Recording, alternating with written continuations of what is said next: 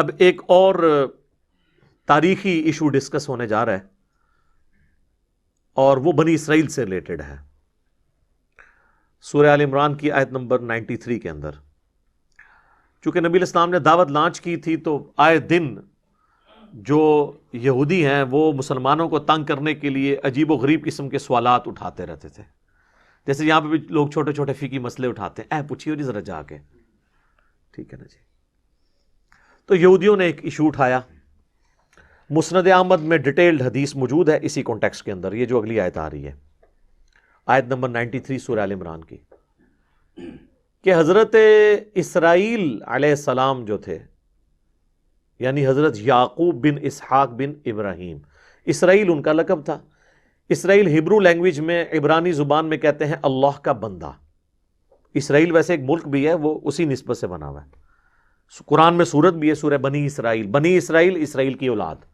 تو حضرت یعقوب کے 12 بیٹے تھے، وہ بنی اسرائیل کہلاتے ہیں. حضرت یعقوب کا لقب تھا اسرائیل، اللہ کا بندہ. تو حضرت اسرائیل یعنی حضرت یعقوب بن اسحاق بن ابراہیم علیہ السلام اجمعین، ان کو کوئی عارضہ لاحق ہوا تو انہوں نے ایک منت مان لی کہ جب میں ٹھیک ہوں گا نا تو میں اپنی سب سے پسندیدہ چیز اپنے اوپر حرام کر لوں گا. اور 2 چیزیں انہوں نے اپنے اوپر حرام کر لی، ایک اونٹ کا گوشت اور ایک دودھ. ویسے ہماری شریعت میں تو اللہ تعالیٰ نے اس چیز کو ناپسند فرمایا ہے. اب فائنل تو حکم یہی ہے. سورہ تحریم نہیں نازل ہوئی قرآن حکیم میں، پوری ڈیٹیل بخاری مسلم میں ہے، اور سورہ تحریم کا تو آغاز ہی سے اور اس کا نام ہی تحریم ہے. اے نبی، آپ نے اپنی بیویوں کی رضا جوئی کے لیے اپنے اوپر وہ چیز کیوں حرام کر لی ہے جو اللہ نے آپ کے لیے حلال کی تھی، یعنی شہد. بیویوں کے بھی گروپ بنے ہوئے تھے اور وہ حضور کی محبت کی وجہ سے ان میں آپس میں ایک سوکن والی جیلسی پائی جاتی تھی. نبی علیہ السلام نے ایک بیوی کے ہاں سے شہد پی لیا، شربت، تو دوسری جو بیویوں کا گروپ تھا انہوں نے پہلی پلاننگ کی کہ ہم حضور سے کہیں گے کہ آپ کے منہ سے جو ہے نا وہ اس کی بو آ رہی ہے شہد کی. تو نبی علیہ السلام نے کہا کہ ٹھیک ہے، اگر تمہیں ایسا ہی لگتا ہے تو میں اندر سے نہیں پیوں گا، اپنے اوپر حرام کرتا ہوں. اور مقصد ان کا یہ تھا کہ وہ روزانہ وہاں سے شہد پی کے آتے تھے تو آپ وہاں زیادہ دیر نہ بیٹھے ہمارے پاس آئیں. لیکن سر اللہ کا تو کوئی رشتہ دار نہیں ہے نا، اللہ کا تو نبی بھی رشتہ دار نہیں ہے، نبی بھی اس کا بندہ ہے. ٹھیک ہے، ادھر تو لوگوں نے اللہ سے رشتہ داریاں بنائی ہیں جی، اولیاء اللہ نے. تو کہ مطلب اللہ تعالیٰ کا کوئی رشتہ دار ہے، اولیاء اللہ ہو گیا تھے، کام چوک کے رکھے نہیں. تو قرآن میں سورہ تحریم کا نام ہی سورہ تحریم، اور سٹارٹ اس سے ہوا ہے کہ اے نبی، آپ اپنی بیویوں کی رضا جوئی کے لیے اس چیز کو حرام کر رہے ہیں جو اللہ نے آپ کے لیے حلال کی ہے.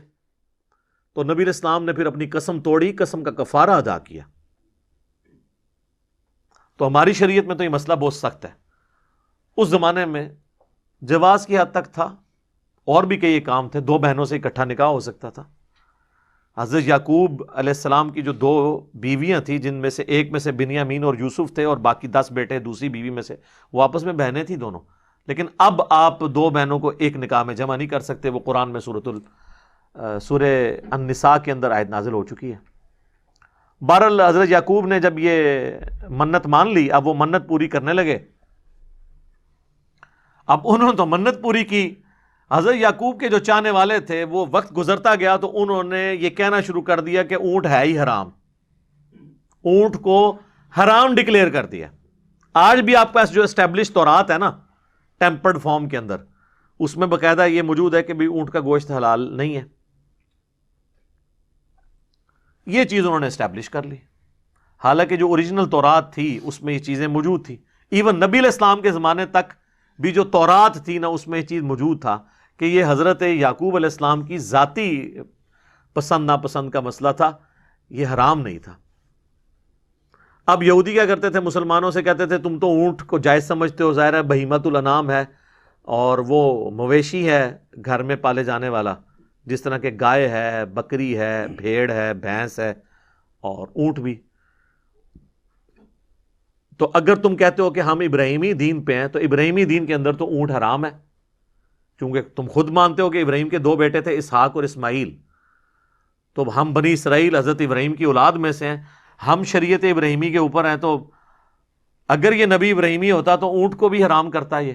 تو اللہ تعالیٰ نے پھر اس کا جواب دیا قرآن میں، کل الطعام کان حلا لبنی اسرائیل، ہر طرح کی جو حلال چیزیں کھانے کی ہیں نا وہ حلال ہی تھی بنی اسرائیل پر، الا ما حرم اسرائیل علی نفسی، سوائے ان چیزوں کے جو اسرائیل یعنی حضرت یعقوب نے خود اپنے اوپر حرام کر لی تھی، من قبل ان تنزل التوراۃ، تورات کے نازل ہونے سے پہلے۔ جب تورات نازل ہوئی نا تو پھر اللہ تعالیٰ نے کہا یہ حلال و حرام کا مسئلہ نہیں تھا، اونٹ حلال ہے، کسی نبی کی پسند ناپسند یا اس کی منت ماننے سے کوئی چیز حرام نہیں ہو جاتی۔ سر نبی کی مرضی سے اگر کوئی حلال و حرام کا فیصلہ نہیں ہوتا تو بزرگ بابے کیسے فیصلہ کریں گے؟ اس لیے ہم کہتے ہیں دین آسمانوں سے نازل ہوا ہے، اس زمین کی چیز ہی نہیں ہے، یعنی دین کتابوں میں ہے۔ یعنی کہ مرنے سے پہلے اے مسلمان کر لے اس پہ غور، کتابوں کا خدا اور ہے، بابوں کا خدا اور۔ تو پھر جواب دیا گیا کہ یہ تو انہوں نے خود حرام کیا تھا، جب تورات نازل ہوئی تو کتابیں کیوں آتی تھیں، پیغمبر کیوں آتے تھے؟ کہ پیغمبروں کے ماننے والے نے جو دین میں خرابیاں داخل کی ہیں وہ نیا پیغمبر آ کے وہ خرابیاں دور کرتا تھا اور پھر دین صاف ستھرا ہو جاتا تھا۔ اس لیے کتابیں بھی تبدیل ہوتی تھیں، انبیاء کی جو تعلیمات ہیں وہ بھی ٹیمپر ہو جایا کرتی تھی، کیونکہ ٹینشن نہیں ہوتی تھی نیا پیغمبر آ کے اس کو درست کر دے گا۔ لیکن ختم نبوت کا تقاضا یہ ہے کہ یہ کتاب تبدیل نہ ہو۔ یہ وجہ ہے کہ قرآن محفوظ ہے اور باقی کتابیں محفوظ نہیں ہیں۔ وہاں محفوظ ہونا نہ ہونا فرق نہیں پڑتا تھا، لیکن قرآن اگر محفوظ نہیں رہتا نا تو اب پیغمبر تو کوئی آئے گا ہی نہیں، لہذا رسول اللہ کے بعد جتنے لوگ ہیں وہ تو قیامت دن کہہ سکتے ہیں کہ اللہ ہم تک تو دین ہی ٹیمپرڈ فارم میں پہنچا ہے، تو یہ گلہ آپ تو نہیں کر سکتے۔ اسی لیے پھر اللہ نے اس کی ذمہ داری خود لی، انا نحن نزلنا الذکر وانا لہ لحافظون، سورۃ الحجر آیت نمبر 9۔ بے شک اس الذکر قرآن یاد دہانی، اللہ کی یاد دلانے والی کتاب کو ہم نے نازل کیا، ہم ہی اس کی حفاظت کرنے والے ہیں۔ یہ ختم نبوت کی برکت ہے کہ قیامت تک کے لیے کتاب اللہ نے اپنے ذمے لے لی ہے۔ تو اللہ تعالیٰ فرما رہا ہے کہ یہ تورات نازل ہونے سے پہلے تھا، تورات میں پھر اللہ نے کلیریفائی کر دیا تھا، تم یہودی ہو نا، تورات کے ماننے والے ہو نا، موسیٰ علیہ السلام بھی تو تورات کے ماننے والے تھے، ان پہ تورات نازل ہوئی تھی، وہ بھی حضرت یعقوب کی اولاد میں سے تھے، وہ بنی اسرائیل میں سے تھے، یہودی النسل تھے حضرت موسیٰ علیہ السلام۔ قل فأتوا بالتوراۃ فاتلوها ان کنتم صادقین، اے نبی ان سے فرماؤ لے کر آؤ تورات، اگر تم سچے ہو تو تورات پڑھو ذرا، اس میں کہاں لکھا ہے کہ اونٹ کا گوشت حرام ہے؟ ویسے آج کل کی تورات میں لکھا ہوا ہے کیونکہ وہ تو ٹیمپرڈ فارم میں ہے، نبی علیہ السلام کے مبارک زمانے تک یہ چیزیں انجیکٹ نہیں ہوئی بھی تھی۔ اور جہاں تک توحید کا معاملہ ہے نا، اللہ کے فضل سے آج بھی تورات انجیل میں کوئی ایک آیت بھی ایسی نہیں ہے جو توحید کے منافی ہو۔ پریکٹیکلی وہ سب کے سب لوگ توحید کے خلاف چل رہے ہیں، لیکن کتابیں ان کی ساتھ ہیں۔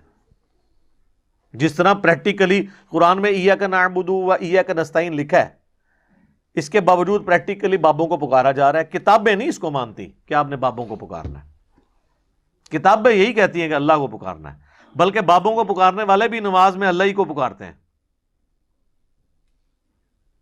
وہی جو نماز کے اندر عقیدہ ہے وہی باہر نکل کے بھی رکھو نا۔